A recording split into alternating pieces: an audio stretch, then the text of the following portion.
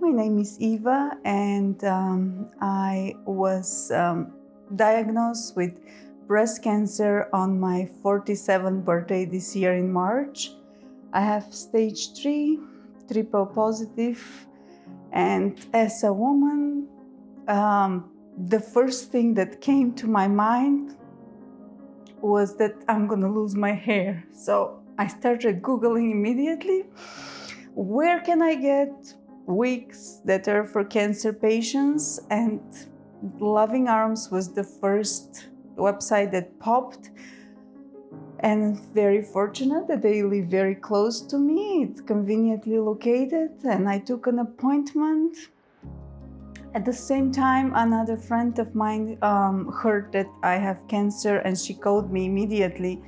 And she had cancer 10 years ago, and she kept bragging about this amazing organization called Loving Arms and how they have meetups every month. And I was like, wait, that name sounds familiar. I think that's the name where I have my appointment next week for the 3 weeks. And she's like, oh, you're gonna love them so much. The ladies are amazing, and I will come with you to the meetings because I go anyway. So it's perfect knowing somebody that already knows the ladies. It was very comforting for me. So that's how I met the wonderful Janet. I went for my appointment for the weeks, and I still had my hair at the time. And I wanted to be prepared for the time when I lose my hair. So Janet was absolutely amazing. And she set me on a chair, and she gave me a choice of so many wigs, and we tried them. We laughed because who would not laugh if you try something different? Short hair, long hair, curly hair. I've always had a long red hair, and that's all I had all my life. That was my identity, and I was absolutely terrified that I'll lose that. But by trying all these wigs that Janet suggested actually made me very comfortable for the process of what's coming next weeks. And she sent me home with 5 wigs, shampoos, conditioner for wigs. She gave me a big bag of scars, and it was absolutely amazing. It was just so comforting that it's not scary.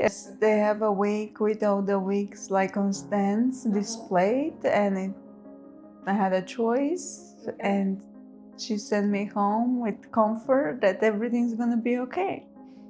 I was at first absolutely shocked because I'm a runner. I'm also a health nut. All my life I try to eat healthy to prevent that. And all of a sudden it was on my birthday, and I have this tradition to run. Every birthday I run a half marathon, a 10K, something. I always like to feel that I'm healthy. And on my birthday I was diagnosed, and the next day I had a 10K race, and I felt fantastic. So it was an absolutely shock for me to know that I have a stage 3 cancer. So all kinds of emotion. I can't even explain. One thing, I was sure that I will beat the cancer 1,000%. But I knew that it's gonna be a hard journey because you have to get through the fire. And at first you're like shocked and pressed by the doctors. They tell you you have to go to get an MRI, you have to go get a CT scan, and all kind of heart checks. And because the chemotherapy affects the heart, and it's an absolutely like overwhelming process. So this is where the group meetings came very, very helpful.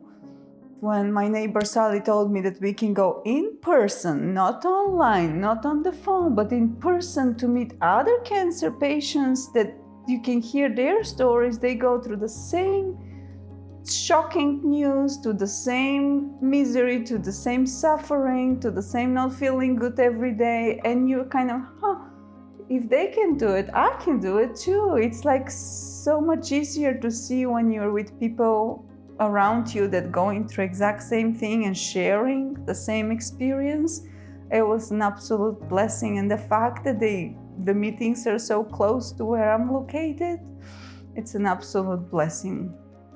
I was diagnosed in March and I'm currently going through chemotherapy. I went through 4 cycles and I have 2 more to go, and then will be my mastectomy followed by radiation, 6 months to a year. So it's a long journey.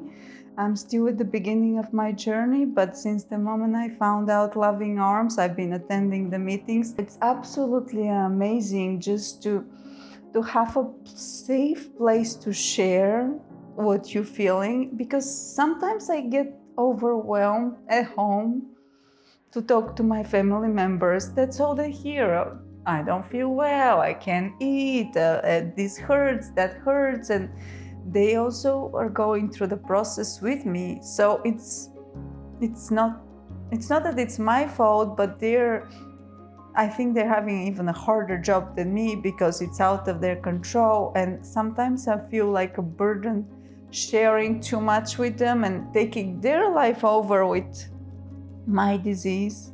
So going through the support meetings with the cancer patients, it's absolutely a big relief for my soul that I can share somewhere at a safe place. And I'm not actually a burden for them because they're going through exact same thing, and we support each other and we actually understand each other because we're going through exact same thing. When Janet gave me the wigs, I always tried to get out of the house wearing a wig because it was so scary. What are the people are gonna think of me? They're gonna feel bad for me, and I wanted to avoid that. So at the meetings was actually the first place where I felt absolutely safe, so I can rock my bald head and actually feel not embarrassed and absolutely safe. And yeah, it's wonderful. Loving Arms is a safe place. Absolutely, that's what I think of. Absolutely safe. You can share anything you're thinking, you can share anything you're worried about, and nobody will judge you, nobody will criticize you, because I am a very holistic person and I get criticized even by my doctors of the way I approach my healing process, because I grew up in a different country and I grew up the holistic way, not the Western medicine way. So I always try to incorporate healthy eating, healthy lifestyle, exercising, taking supplements, taking herbs. And right now with my chemotherapy, I am doing a 3-day fast around my chemotherapy, 3-day water fast.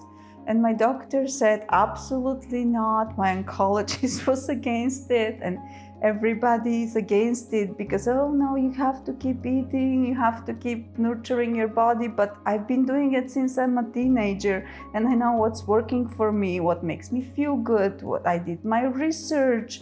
And sharing this with the group at Loving Arms, they actually support me, and I actually see that everybody has their own way of healing, and you have to listen to your instincts, you have to listen to what your heart says about your healing process, because everybody is different.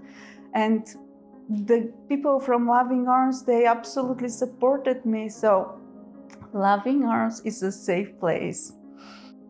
I actually tried to have fun with the weeks because having a breast cancer diagnosed stage 3 was very scary, and I promised myself that I will find the humor and the laugh in every single thing in the whole process, because this is going to make me to survive it, like the humor. So I tried wigs that I've never had before. I tried some short ones, I tried some blonde ones. I've never been blonde in my life, and we actually named them with my fiancé every week. had a different name. One was Stacy, the other one was Melissa, and of course the fancy one was Natasha and Tatiana. And we were having so much fun with the weeks. So yeah, through humor, I think you can get through all the hard moments in life. So having the weeks and trying different ones and taking home different ones and finding the laughter in them, that made me feel so good.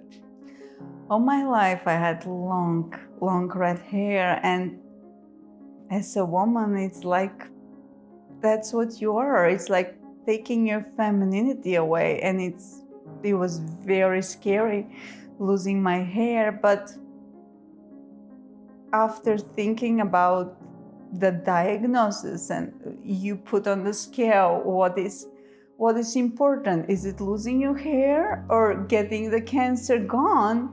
So, and trusting in the process, trusting the doctors, trusting my own healing process. So I know that right now everything's temporary.